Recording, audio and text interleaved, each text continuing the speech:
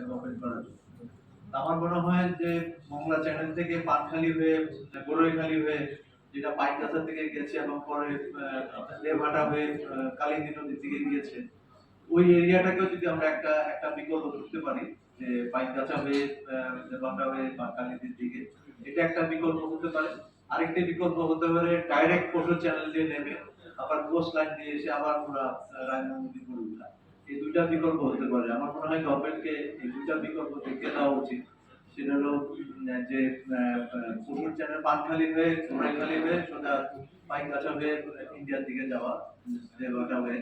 এটাতে কিছু পয়সা খরচ করতে হবে। আপনারা জানেন যে পৃথিবীর বড় বড় দেশগুলি অনেক বড় বড় খাল খনন করে বড় বড় নেভিগেশন ওয়ে করে এই এনভায়রনমেন্টালি আমরা যদি সুন্দরবনকে ম্যানেজ করতে চাই, সুন্দরবনকে বাঁচাতে চাই, তাহলে আমাদের দুটি বিকল্প পথ এখানে দেখা